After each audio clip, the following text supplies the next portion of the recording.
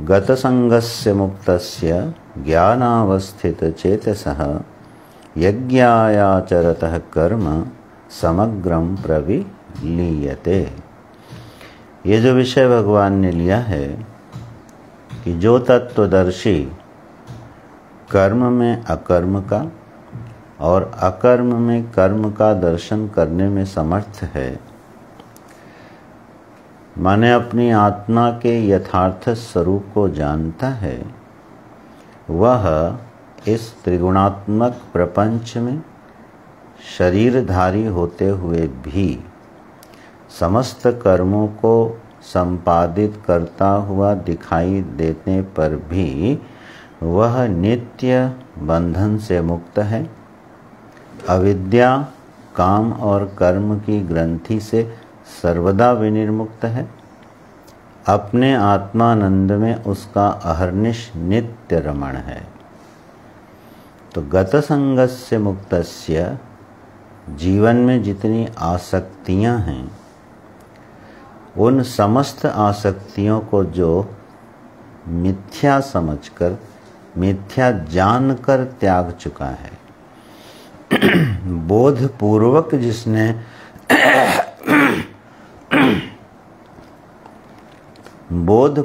जिसने अपनी आसक्तियों का त्याग किया हुआ है, जीवन के रहस्य को, प्रपंच के अस्तित्व को जिसने अधिष्ठान ज्ञान से बाधित कर दिया है, वह आत्मा में रमण करने वाला ज्ञानी महापुरुष समस्त आसक्तियों से विनिर्मुक्त होकर के अतः मुक्तस्य, समस्त बंधनों से अतीत, उनका विनाश करके विचरण करता है। और ज्ञानावस्थित चेतसः, जो अंतःकरण है वो कहाँ स्थित है? अपनी प्रमा में। जो ब्रह्मनिष्ठा है, जो आत्मनिष्ठा है, वो बिल्कुल अकंप है। क्षण मात्र के लिए भी वह अपने स्वरूप से च्युत नहीं होता, नीचे नहीं गिरता। भगवान का एक नाम विष्णु सहस्त्र नाम में आता है अच्युताय नमः। जो अपने स्वरूप से कभी नीचे नहीं आता उसको बोलते हैं अच्युत। तो भगवान के नाम में यह नाम जोड़ करके उनकी स्तुति की जाती है कि सृष्टि की रचना करने जैसे विशाल कार्य को मानो करते हुए से दिखाई देते हैं। पूरी त्रिगुणात्मिका प्रकृति और प्रपंच को अपने अधीन में रख करके अनंत कोटि ब्रह्मांडों का सृजन करते हैं, अनंत जीवों के कर्मों के फल का विधान करते हैं, लेकिन अपने स्वरूप से क्षण मात्र के लिए भी स्खलित नहीं होते, च्युत नहीं होते, नीचे नहीं गिरते हैं। तो अच्युताय नमः। जो लक्षण भगवान का है स्वरूपतः, वही लक्षण ज्ञानी का है, वही लक्षण उसकी प्रमा का है, वही लक्षण उसकी समझ का है। जिस ज्ञान का आश्रय ले करके, जिस अबाधित प्रमा का आश्रय ले करके ज्ञानी समस्त बंधनों से विनिर्मुक्त हो करके इस शरीर से कर्म करता हुआ दिखाई देता है और इसके पाप पुण्य रूपी फल से, कर्मों के पाप पुण्य रूपी फल से सदा अतीत रहता है। तो भगवान ने जो शब्द दिया ज्ञानावस्थित चेतसः, जो अंतःकरण है, ज्ञान में अवस्थित है अंतःकरण, चेतस जिसका, ये बहुव्रीहि समास है, उसको बोलते हैं ज्ञानावस्थित चेतसः ज्ञानिनः तस्य गतसंगस्य मुक्तस्य। तो जो प्रमा है, जो स्थिति है, वो कहाँ है? बोले वो ज्ञान में है, स्वरूपक ज्ञान में है। उसकी प्रमा अपने स्वरूपक ज्ञान से सदा आप्लावित, आह्लादित रहती है। जैसे अज्ञ पुरुषों का अंतःकरण, अबोध पुरुषों का अंतःकरण नाना प्रकार के ज्ञानों में दृश्यों में स्थित रहता है। जो हमारी बुद्धि है वह बुद्धि अनेकों प्रश्नों में, दृश्य प्रपंच में, योजनाओं में, संकल्पों में व्यस्त रहती है, हमेशा बिजी रहती है। जो बुद्धि है वह बुद्धि अपनी इस जीवन यात्रा को चलाने के लिए सदा व्यस्त रहती है। इस कार्यकरण संघात को अपने नियंत्रण में रखते हुए, अपने संस्कारों के अधीन काम करते हुए हर मनुष्य की जो बुद्धि है वह जागृत अवस्था और स्वप्नावस्था पर्यंत व्यस्त रहती है। कभी कभी साधना के प्रभाव से, सत्संग के प्रभाव से, अभ्यास से हमारा जो बुद्धि है, हमारा जो ज्ञान है वो उस परमात्मा को स्पर्श करता है। स्वाध्याय और सत्संग के प्रभाव से कभी कभी हमारी बुद्धि उस अनंत को मानो स्पर्श कर लेती है। कभी ध्यान के गहन अभ्यास में जो हमारा निज का स्वभाव और स्वरूप है, मानो वो हमारी बुद्धि के सामने थोड़ी देर के लिए प्रकट हो जाता है और वह बड़े आह्लाद का क्षण होता है, वह बड़े आनंद का क्षण होता है कि जब हमारी बुद्धि दिव्य को स्पर्श करती है। वो क्षण बहुत कम हो सकते हैं, उनका समय बहुत कम हो सकता है, लेकिन अगर होता है तो समझिए वो शुभ लक्षण है, क्योंकि अगर शुरुआत हो जाती है तो वो फिर अपना रास्ता बुद्धि पकड़ लेती है। जब हमारी बुद्धि प्रपंच में व्यस्त होती है, जब हमारी बुद्धि संकल्पों के जाल में व्यस्त होती है, तो विश्राम का अनुभव नहीं करती है। ये हम सभी का अनुभव है और बड़ा स्पष्ट अनुभव है कि जब हमारी बुद्धि अपने स्वरूप से भिन्न में व्यस्त रहती है तो उसको विश्राम का अनुभव नहीं होता, वो नित्य विश्राम की तलाश में रहती है। लेकिन यही बुद्धि जब स्वाध्याय से और सत्संग से, परंपरा से प्राप्त जो सत्संग है उसका अनुशीलन करते हुए जब आत्मस्पर्शी हो जाती है और शुद्ध प्रमाण व्यापार होते हुए जब आत्मा के निजानंद के स्वरूप को छूती है तो ये विश्राम को उपलब्ध हो जाती है, स्तब्ध हो जाती है, शांत हो जाती है। ये परिणाम किसका है? यह है ज्ञानावस्थित चेतसः। जब जब बुद्धि ज्ञान में अवस्थित होती है वह समस्त कर्म के बंधनों से तत्काल में विनिर्मुक्त होती है। भगवान ने यहाँ क्या कहा है ज्ञानी के लिए?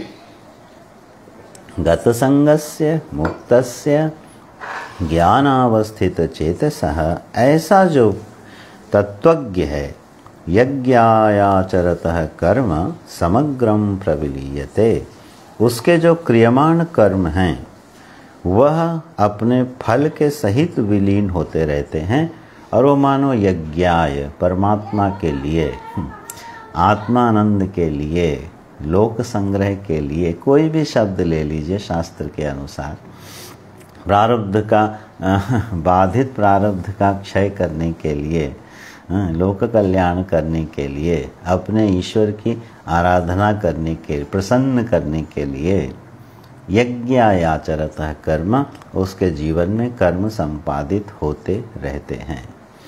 जैसे हमारे हनुमान जी महाराज का जो अगर आप सेवा भाव देखें तो ज्ञानिनाम अग्रगण्यम, वह अपने तत्व ज्ञान से कभी च्युत नहीं होते हैं भगवान के सेवक, प्रभु के सेवक, शरणागत समर्पित सेवक हैं। लेकिन वह हनुमान जी की सेवा कर्मयोग का दृष्टांत तो बनती है समझने के लिए। वो असल में यज्ञाय आचरतः कर्म ज्ञानिनः, कि अपने स्वरूप में रमण करते हुए भी परमात्मा की सेवा में अहर्निश हनुमान जी संलग्न रहते हैं। उन्हें सेवा रूपी कर्म का कोई फल नहीं चाहिए, उन्हें अपने अंतःकरण की शुद्धि नहीं चाहिए और उन्हें कोई नवीन परिस्थिति नहीं चाहिए। जगत की कोई काम्य वस्तु हनुमान जी को नहीं चाहिए, लेकिन सेवा रूपी कर्म अहर्निश बिना प्रमाद के हमेशा करते रहे और आज भी कर रहे हैं, क्योंकि हनुमान जी चिरंजीवी हैं।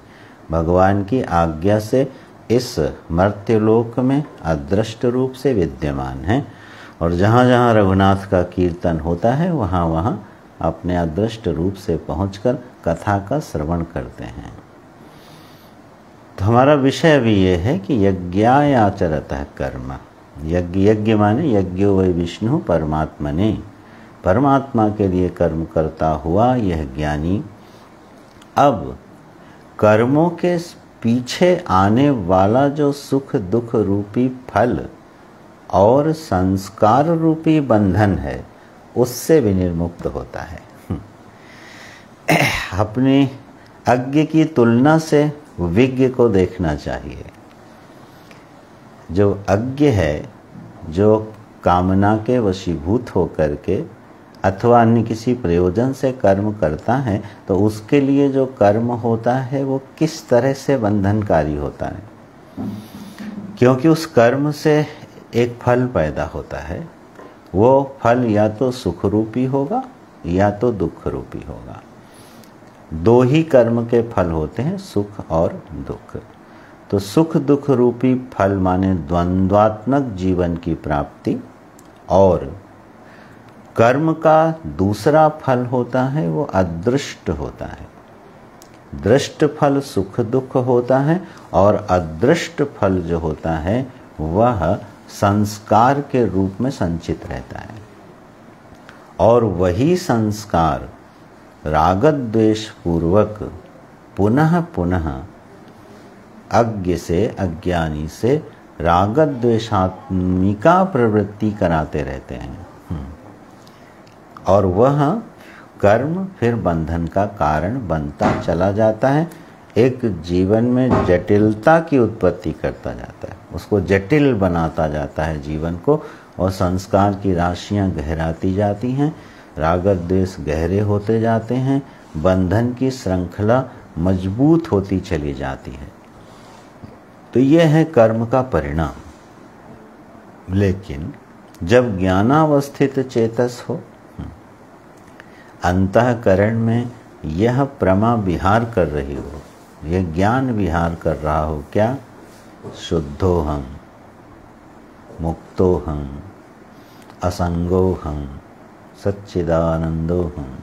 यही है ज्ञानावस्थित चेतसः। अहर्निश बुद्धि उसमें स्वाभाविक रूप से रममाण है कि मेरा स्वरूप क्या है? मैं तो असंग हूँ, मैं दिव्य हूँ, मैं अजन्मा हूँ, मैं अविनाशी हूँ। यह कार्यकरण संघात, स्थूल और सूक्ष्म शरीर अपनी समस्त प्रकृति और प्रपंच के सहित मुझ आत्मस्वरूप अधिष्ठान में कभी हुआ नहीं, बिना हुए इसकी प्रतीति हो रही है। इस ज्ञान में जो अवस्थित है उसके लिए कर्म जो है फिर बंधन का कारण नहीं बनते, न मुक्ति का कारण बनते हैं, न बंधन का कारण बनते हैं, क्योंकि वह अपने ज्ञान में नित्य अवस्थित है। तो सारे कर्म, समग्रम शब्द का अर्थ है फलम, कर्म अपने फल के सहित विलीन होते जाते हैं। जैसे महोदधि में तरंग उठती है, प्रतीत होती है और फिर विलीन हो जाती है, उठती है, प्रतीत होती है, फिर विलीन हो जाती है।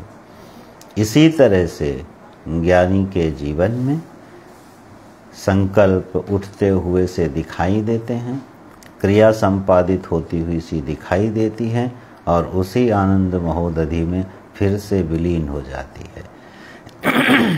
तो यह एक ऐसी विशिष्ट अवस्था है, जीवन मुक्ति की अवस्था है, जो स्वरूपक ज्ञान का परिणाम है, आत्मज्ञान का परिणाम है। इस ज्ञान में स्थित रहते हुए सिर्फ आनंद की अभिव्यक्ति के अलावा कर्म का कोई स्वरूप नहीं बनता। युद्ध भी आनंद की अभिव्यक्ति है और समाधि भी आनंद की अभिव्यक्ति है, सेवा भी समाधि की अभिव्यक्ति है और एकांतवास भी उस ज्ञान की अभिव्यक्ति है। फिर कोई भेद नहीं रह जाता लोकांत का, एकांत का, एक का, अनेक का। एक सहज प्रवाह है, एक सहज अभिव्यक्ति है जो ज्ञानी के जीवन से होती चली जाती है। उसी को यहाँ पर भगवान ने 3 श्रेणियों में विभक्त किया। कर्मणि अभिप्रवृत्तोपि नैव किंचित करोति सः। हो सकता है वो बहुत विशाल विराट कर्म करते हुए दिखाई दे रहा हो, न करोति सः। केवल शारीरम केवलम कर्म, केवल शरीर रक्षा करते हुए दिखाई दे रहा हो, लेकिन वो कुछ नहीं कर रहा। और हो सकता है हनुमान जी की तरह अपने स्वामी को आह्लादित करने के लिए कर्म कर रहा हो, यज्ञाय आचरतः कर्म। ऐसे 3 विभाग कर्म की अभिव्यक्ति के स्वरूप में भगवान ने यहाँ प्रकट किए।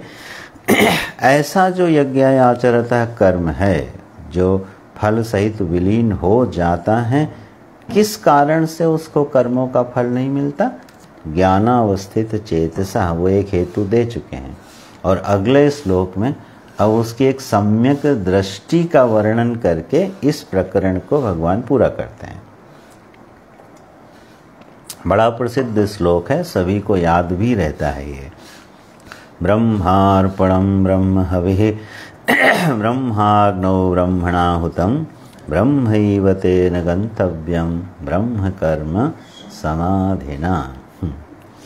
अर्पण भी ब्रह्म है, हविः भी ब्रह्म है, अग्नि भी ब्रह्म है, करने वाला भी ब्रह्म है, की जाने वाली क्रिया भी ब्रह्म है, प्राप्त होने वाला फल भी ब्रह्म है।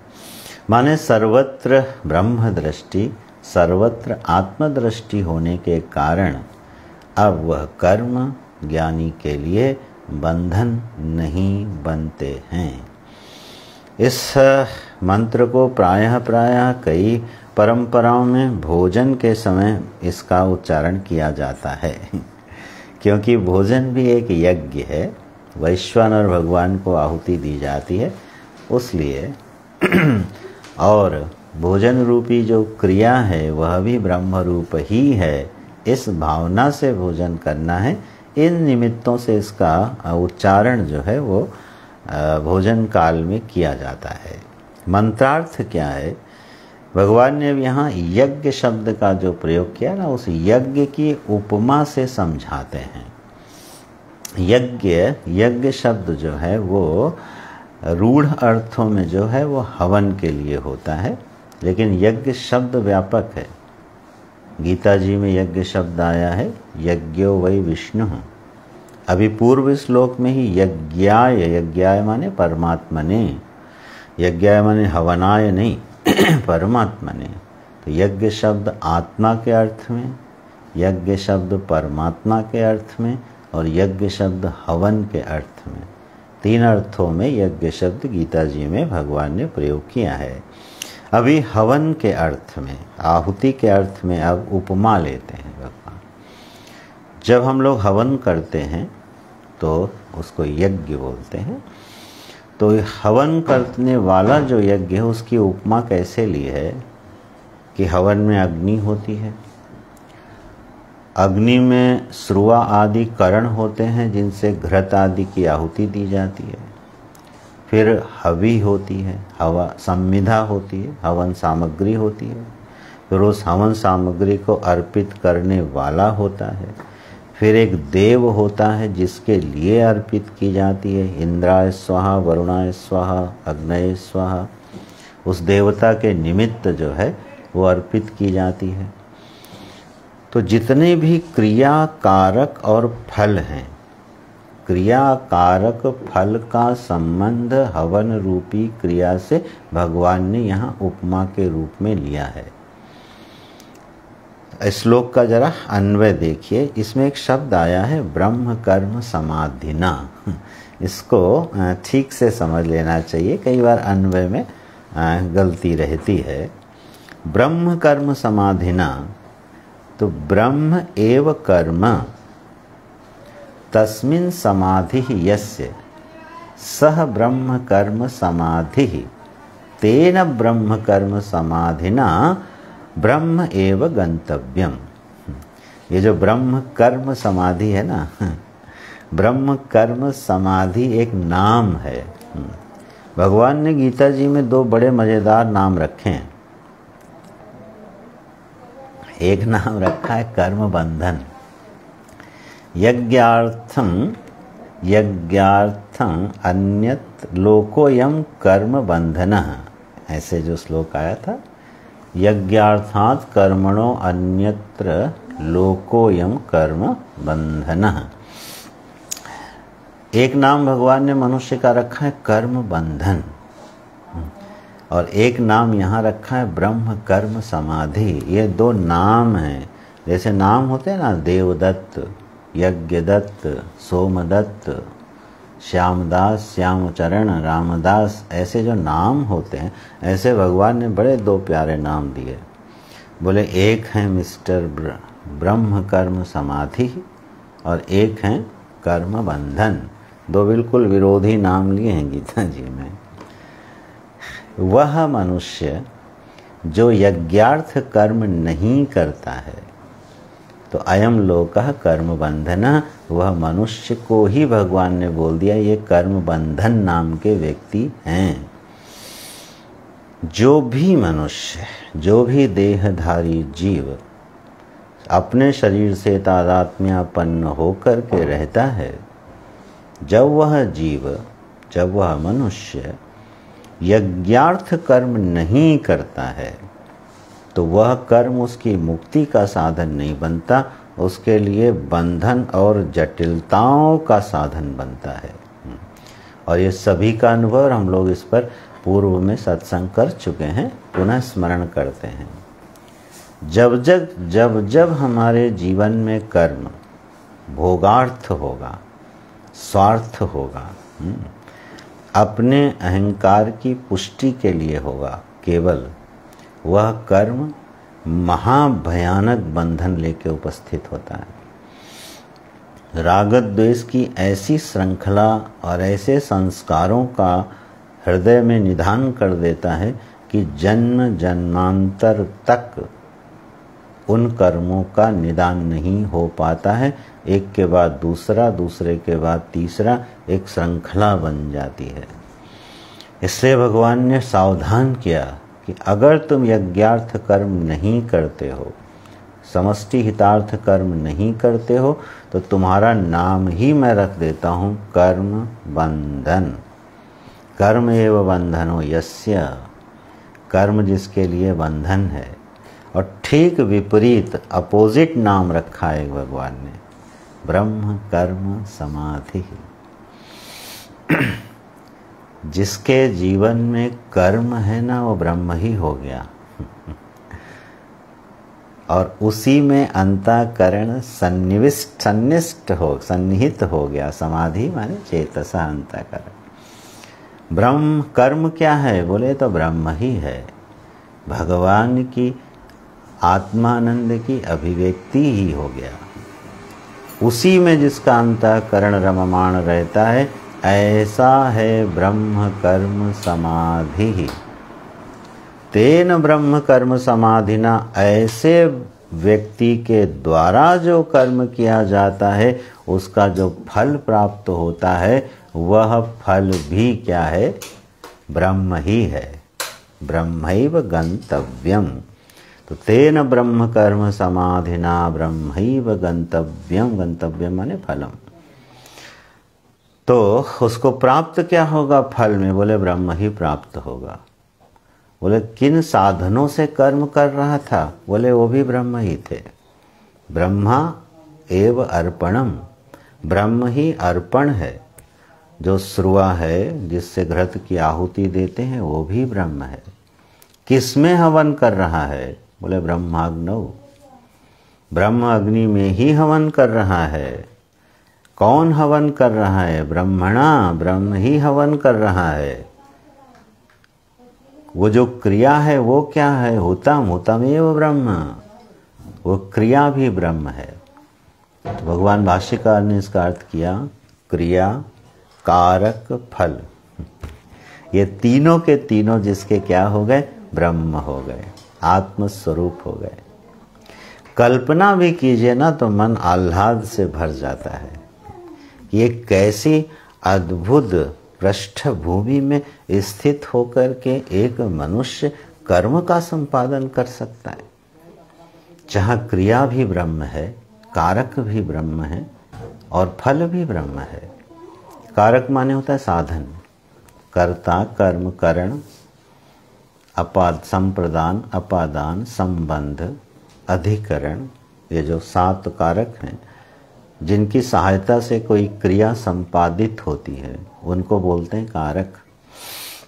जैसे हमारा शरीर है ना, तो पूरा का पूरा शरीर कर्ण कोटि का है। स्थूल और सूक्ष्म शरीर कर्ण कोटि का है, ठीक है। सारे कारक इसमें सन्निहित हैं। तो जो भी कर्म होता है जिस साधन से होता है, जो करने वाला है और जो उसको मिलने वाला है, वो सब क्या है? बोले आत्मा है। ब्रह्म शब्द को हटा के आत्मा शब्द कर लीजिए। वो भारी पड़ता है तो परमात्मा कर लीजिए। है सब एकार्थी। ये जगत क्या है? मेरे प्रभु का स्वरूप है। चलिए ऐसे समझ लीजिए।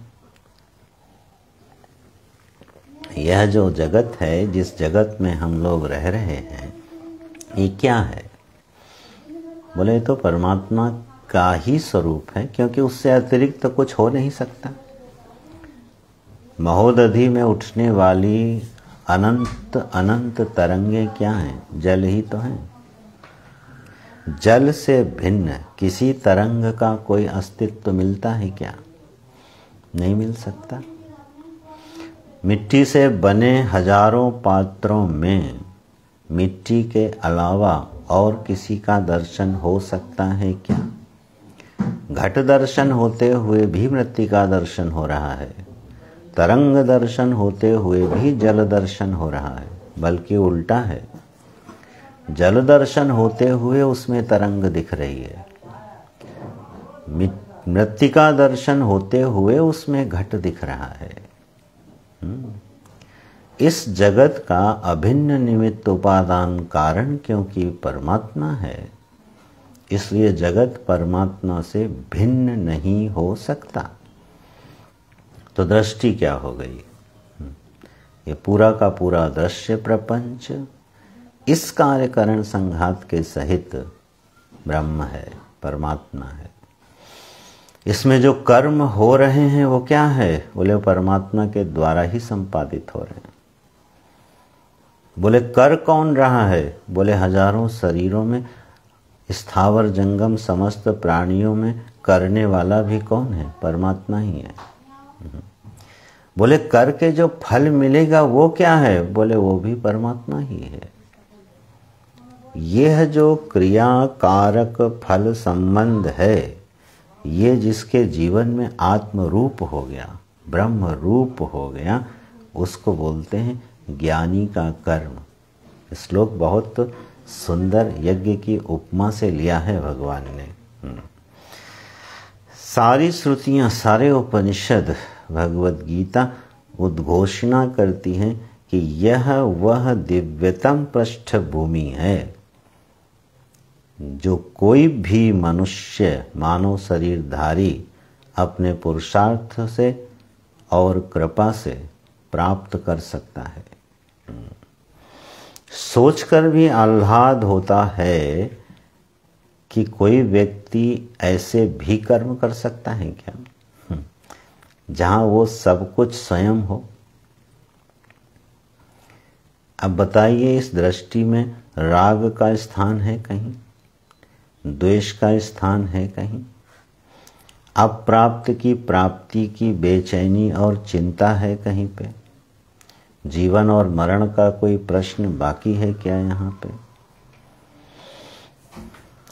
सब के सब मिटते चले जाते हैं। ज्ञानाग्नि दग्ध कर्माणं तमाहुः पंडितम बुधाः, पीछे भगवान ने बोला है। ज्ञान की अग्नि में सारे कर्मों को क्या कर दिया? उसने दग्ध कर दिया, जला के भस्म कर दिया। तो यह है ब्रह्मार्पणम ब्रह्म हविः। इसमें 3 शब्दों को प्रयोग करके अर्थ घटाना चाहिए। पहले परमात्मा, फिर ब्रह्म और फिर आत्मा। भक्त हृदय सब में परमात्मा का दर्शन करने में समर्थ हो जाता है ना। बोले मैं कौन हूँ? बोले मैं तो मान लो निमित्त मात्र हूँ, जो भगवान ने अर्जुन को कहा, निमित्त मात्र भव सब पिशाचिन।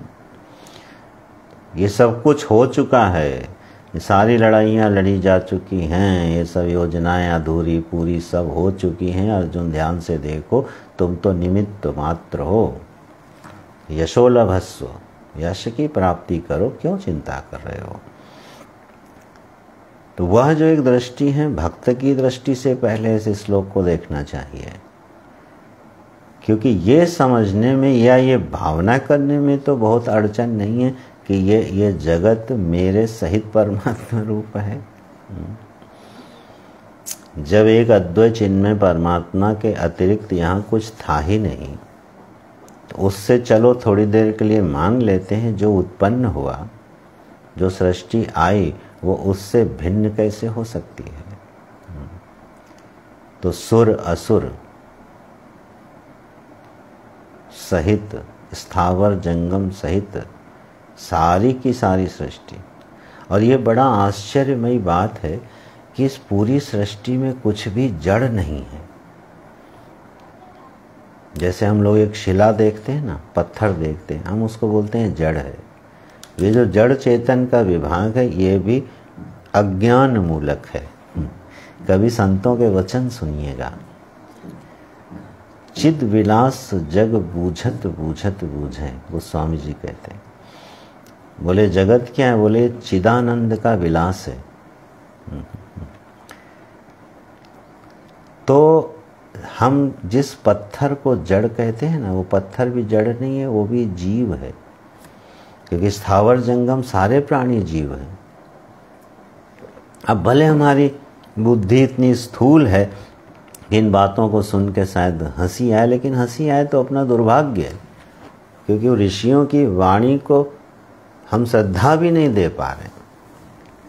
आपने कभी पुराणों में पढ़ा होगा, जो लोग थोड़ा पुराण पढ़े होंगे, कि एक समय था जब पर्वत उड़ा करते थे, पर्वतों के पंख होते थे और पर्वत जो है उड़ के एक स्थान से दूसरे स्थान पर जाते थे। ऐसी सृष्टि का भी वर्णन है। तो भूमि ने जाकर के प्रार्थना करी कि भगवान ये पर्वत उड़ते हैं और उड़ने के बाद ये जब बैठते हैं तो हमारा संतुलन बिगाड़ते हैं, तो मुझे बड़ी पीड़ा होती है। अब सोचो, आप हिमालय उड़ा जा रहा हो, कल्पना करके शायद हंसी आती हो, लेकिन अघटन घटना पटी ऐसी, ये सृष्टि में कुछ भी असंभव नहीं है। एक कल्प की सृष्टि ऐसी थी कि जिसमें पर्वत उड़ा करते थे। तब फिर ब्रह्मा जी ने पर्वतों के पर काटे और वो स्थिर हो गए। कहने का मेरा तात्पर्य ये है कि यहाँ पर जड़ नाम की कोई वस्तु नहीं है। जड़ चेतन का जो विभाग है वो अज्ञान मूलक है। क्यों जड़ नहीं है? क्योंकि सृष्टि किससे आई है? अभिव्यक्ति किससे हुई है? आनंद परमात्मा से। आनंदाद्येव खल्विमानि भूतानि जायन्ते, आनंदेन जातानि जीवन्ति, आनंदम प्रति अभिसंविशन्ति। तो ये तो श्रुति वाक्य है ना, तो उपनिषद वेद वाक्य समझने होंगे हमको धीरे धीरे। तो कुछ भी यहाँ जड़ नहीं है, सब चेतन है, चिन्मय दृष्टि है। ज्ञानी की जो दृष्टि होती है, जो तत्वदर्शी की दृष्टि होती है, वो ऐसा ही देखती है। तो अपनी आत्मा से पृथक जगत जैसे परमात्मा को नहीं दिखाई पड़ सकता है। समुद्र को अपने से भिन्न कोई तरंग नहीं दिख सकती। स्वर्ण को अपने से भिन्न कोई आभूषण नहीं दिख सकता। अरे स्वप्न प्रपंच में पूरा स्वप्न का प्रपंच हमसे भिन्न नहीं हो सकता। विचार करके देखिए, जो स्वप्न हम देखते हैं उस सपने की पूरी सृष्टि हमसे भिन्न है क्या? हमसे अलग है क्या? स्वप्न की सृष्टि को हम अपने से अलग नहीं देख सकते। उसी तरह से परमात्मा इस सृष्टि को अपने से अलग नहीं देख सकता। अगर अपने से अलग देख लिया तो सृष्टि का रूप ही अलग हो जाएगा। फिर कोई और श्रुतियां और उपनिषद व्याख्या करते इस जगत की। परमात्मा अपने से भिन्न जगत को देख ही नहीं सकता है। तो सब का सब क्या हुआ? स्थावर जंगम सृष्टि परमात्मा स्वरूप हो गई। और ऐसा संतों ने देखा, अनुभव किया और जिया। युद्ध करते हुए भी, प्रहार करते हुए भी उन्होंने उसमें आत्मदर्शन किया। ये बड़ी अद्भुत कौशल है जीवन का। और प्रेम करते हुए भी आत्मदर्शन किया। लेकिन हम लोग आधी भाषा समझते हैं। प्रेमी तो अपना लगता है, लेकिन दुश्मन अपना नहीं लगता। ये विभाग हो गया ना। यही तो तत्व दर्शन को छूना है।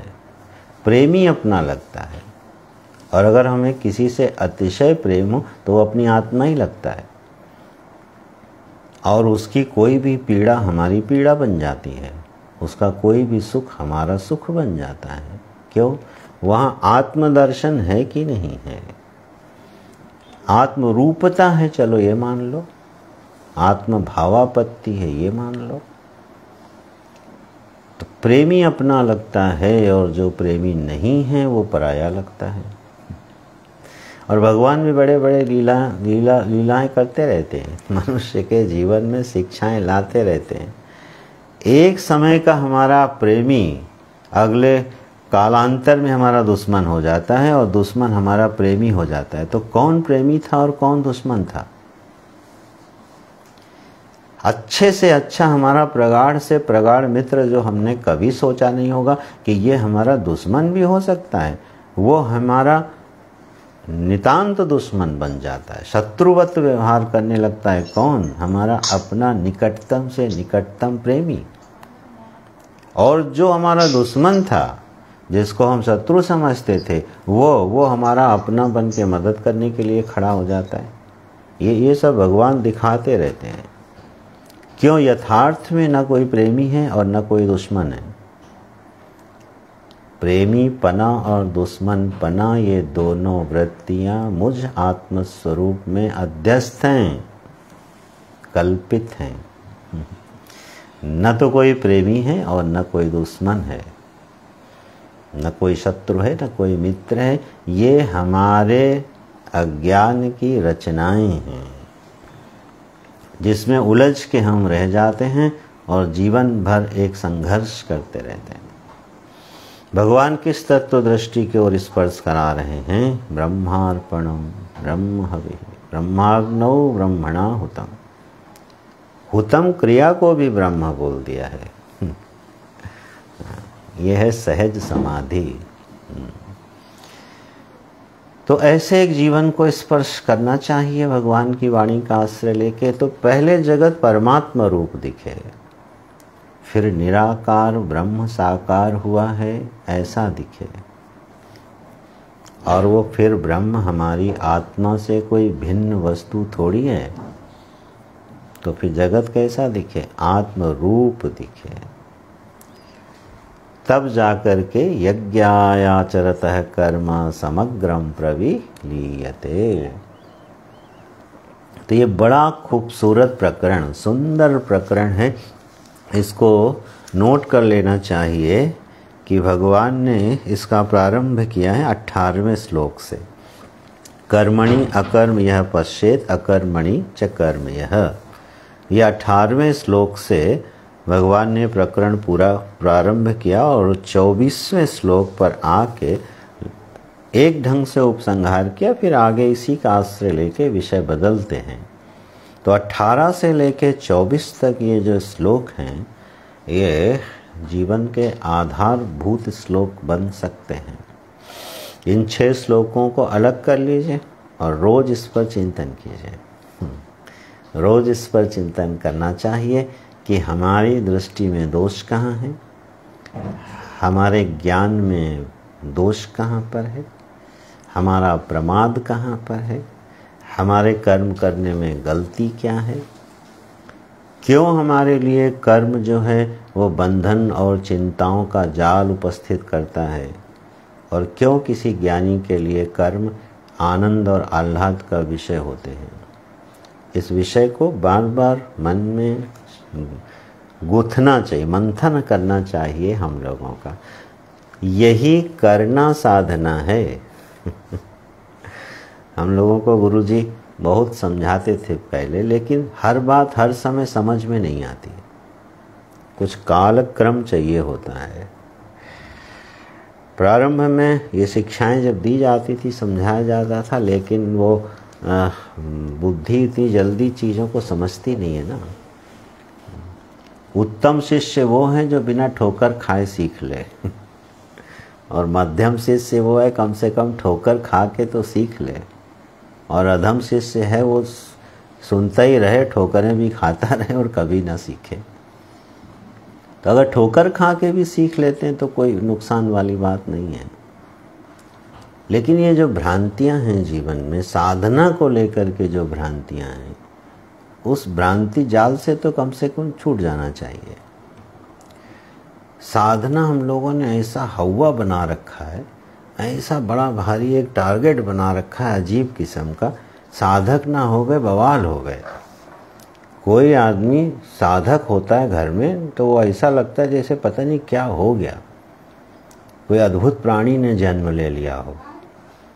पूरी व्यवस्थाएं जो हैं अस्त व्यस्त हो जाती हैं। ऐसा नहीं होता। साधना एक समझदारी का नाम है।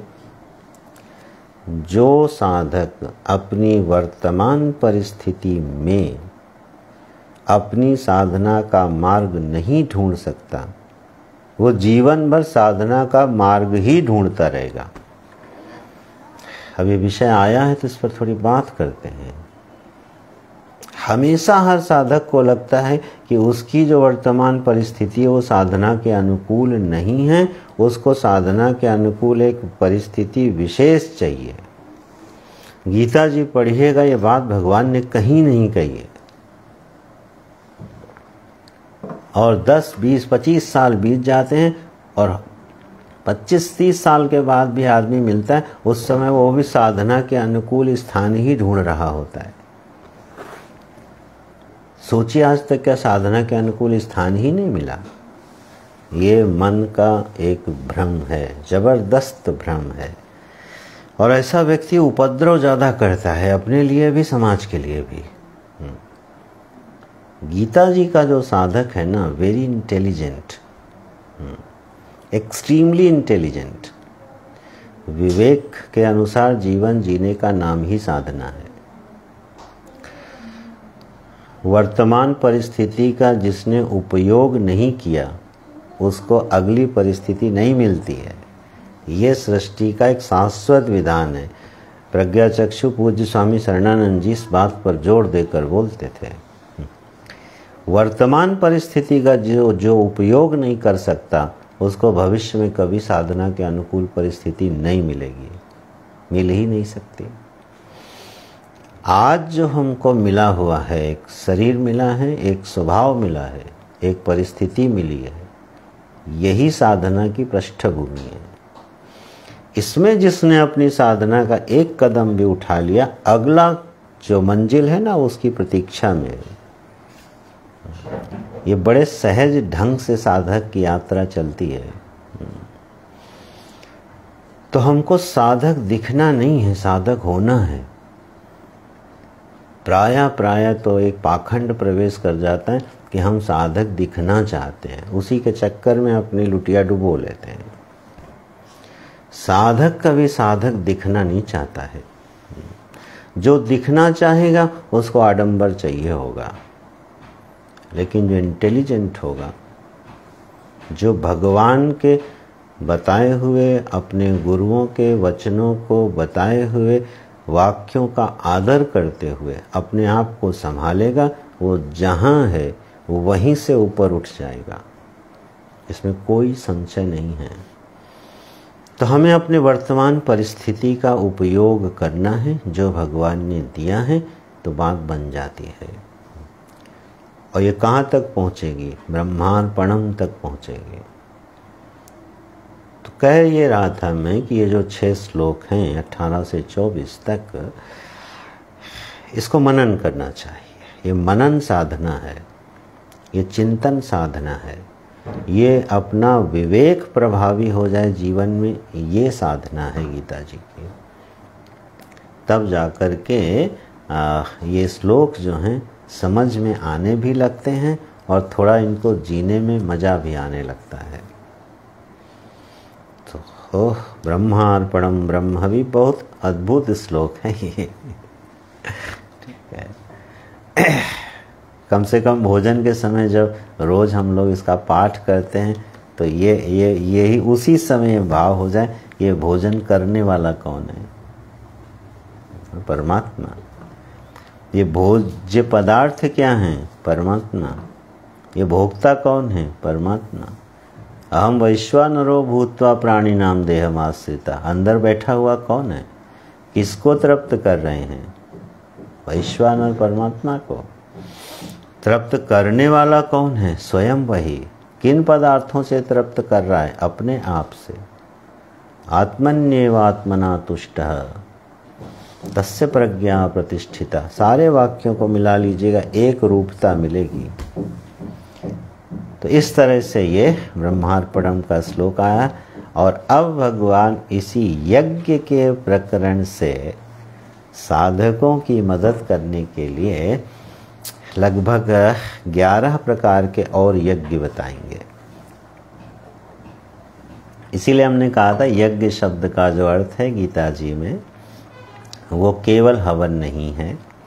यज्ञ माने आत्मा है, अभी अगले मंत्र में आएगा। तो ये 11 प्रकार के जो यज्ञ हैं वो बताए हैं, जो किसी ना किसी स्टेप की साधना है। तो अपने स्वभाव के अनुकूल, रुचि के अनुकूल, परिस्थिति के अनुकूल इनका भी अभ्यास करते रहना चाहिए। पहला यज्ञ क्या बताए हैं आज पढ़ लेते हैं। दैवमेवापरे यज्ञं योगिनः पर्युपासते ब्रह्माज्ञावपरे यज्ञं यज्ञेनैवोपजुह्वति। दैवम एव अपरे यज्ञं योगिनः पर्युपासते। योगिनः माने कर्मिणः। जो कर्मी लोग हैं वो क्या करते हैं? दैवम यज्ञम अपरे, अपरे योगिनः। अपरे माने ज्ञानी से भिन्न। जिसका प्रकरण अभी भगवान बता रहे थे, उस ज्ञानी से जो भिन्न है वो उसके लिए अपरे अपरे शब्द प्रयोग करेंगे। तो अपरे, अपरे माने कर्म, अपरे योगिनः कर्मिणः। जो कर्मशील लोग हैं, याज्ञिक लोग हैं, जो हवन आदि कर्म करते हैं, वो कैसी उपासना करते हैं? बोले दैवम यज्ञम पर्युपासते। वो दैव यज्ञ से उपासना करते हैं। दैव यज्ञ का मतलब होता है जितने भी देवता हैं उनके निमित्त आहुति देते हैं। तो जितने भी सृष्टि में देव हैं, उन देवों के निमित्त जो आहुति दी जाती है उसको बोलते हैं दैव यज्ञ। हो सकता है अभी भी बहुत से सद्गृहस्थ लोग हों जो 5 प्रकार के यज्ञ करते हों, है ना। तो उसमें आपने देखा होगा गौ का ग्रास निकाला जाता है, ब्राह्मण का ग्रास निकाला जाता है, अग्नि को प्रथम ग्रास की आहुति दी जाती है। ये कुछ चीज़ें हैं जो जीवन को थोड़ा उत्कृष्ट और दिव्य बनाती हैं। तो इस तरह के जो यज्ञ हैं जो दैव निमित्तक होते हैं, इसको अगर हम जनरलाइज करें, थोड़ा व्यापक करें, तो समष्टि हित के अंश में थोड़ा थोड़ा जीवन जीना, ठीक है, तो वो हो जाता है दैव यज्ञ। जैसे इंद्र को आहुति दे रहे हैं, वरुण को आहुति दे रहे हैं, अग्नि को आहुति दे रहे हैं, ब्राह्मण को आहुति दे रहे हैं। 33 प्रकार के जो देव हैं, जो उस बात संख्या में 3300 हुए, उनके निमित्तक जो आहुति दी जाती है उसको बोलते हैं दैव यज्ञ। माने अपने जीवन का कुछ अंश आहुति डाली जा रही है, माने त्याग किया जा रहा है। यज्ञ की सबसे बड़ी बात जानते हैं क्या होती है? हवन रूपी यज्ञ का जो साम्य है वो क्या है कि हवन में जब यज्ञाग्नि प्रज्वलित होती है तब आप कुछ त्याग करते हो, उसको बोलते हैं आहुति देना। तो जो द्रव्य माने हविष्य सामग्री है, उस सामग्री को हम क्या करते हैं? अग्नि में स्वाहा कर देते हैं, आहुति डाल देते हैं। किस सामग्री की आहुति डालते हैं? वो बड़ी पवित्र होती है, उसमें शुद्धतम घृत होता है, यव होते हैं, तिल होता है। वह सामग्री कैसी होती? कूड़ा कचरा नहीं होती है। ऐसा नहीं मोहल्ले में कहीं कूड़ा जल रहा हो, कहीं आग लगी हो, जाके कूड़ा फेंका है, बोले स्वाहा यज्ञ हो गया, उसको यज्ञ संज्ञा नहीं बोलते। आहुति दे रहे हैं किसकी? अपने मेहनत से लाई हुई, अर्जित की हुई सुंदरतम सामग्री के कुछ अंश को किसी देवता के निमित्त क्या कर रहे हैं? स्वाहा कर रहे हैं। तो उस यज्ञ का क्या हुआ? क्या वृत्ति बनी? स्वाहा वृत्ति बनी, आहुति वृत्ति बनी। माने हम देना सीखते हैं। किसके लिए दे रहे हो? बोले अग्निदेव के लिए दे रहे हैं। बोले तुमको क्या मिलेगा उससे? मिलेगा जो मिलेगा, देना तो सीखा। अग्निदेव प्रसन्न होंगे, वरुण देव प्रसन्न होंगे, समष्टि यज्ञ के लिए आहुति दे रहे हैं। तो अपने द्रव्यों का परित्याग करना वो यज्ञ का मुख्य लक्षण होता है। तो कुछ जो कर्मशील लोग होते हैं वो दैव यज्ञ करते हैं और भिन्न भिन्न प्रकार के देवताओं की उपासना करते हैं। अब देखिएगा भगवान यहाँ 11 तरह के बड़े प्यारे प्यारे यज्ञ बताएंगे, सुंदर सुंदर यज्ञ बताएंगे। तो जीवन में इस यज्ञ को जिसके लिए संभव हो वो करना चाहिए। आहुति रूपी यज्ञ करना चाहिए और किसी ना किसी निमित्त से अपनी मेहनत से अर्जित की हुई राशि का कुछ अंश समर्पित कर देना चाहिए। कहाँ? दैवम, देवता के लिए। बहुत सुंदर लगता है जब आप ऋषियों की बनाई व्यवस्था देखिए। घर में जब भोजन बनता है तो उस भोजन में किसका किसका अधिकार माना है ऋषियों ने, और उन सभी का जिनका अधिकार है उनके अंश को निकाल के दिया जाता है।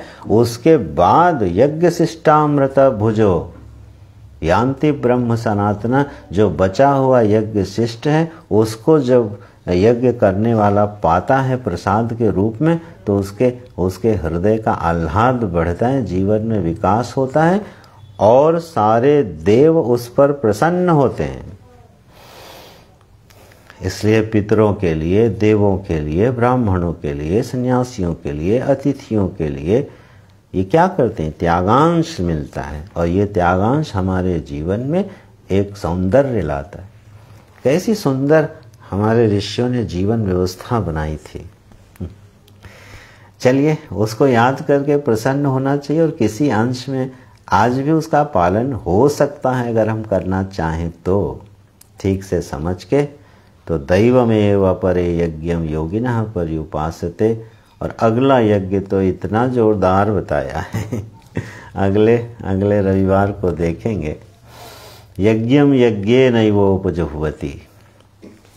अपने जीव भाव को ब्रह्म भाव में डालता है। ब्रह्माग्नौ अपरे, अग्नि क्या है? ब्रह्माग्नि। आहुति किसकी दे रहा है? अपनी। अब यहाँ यज्ञ शब्द का अर्थ है आत्मा। अपने आप को अपने आप से अपने निरुपाधिक स्वरूप में भस्म करता चला जाता है। यह है ज्ञान यज्ञ। अगले रविवार को इस पर चर्चा करेंगे। जो साधक हैं, जो विचारशील साधक हैं, उनके लिए भगवान ने ये निधिध्यासन रूपी यज्ञ बताया है। इस पर विस्तार से चर्चा करेंगे।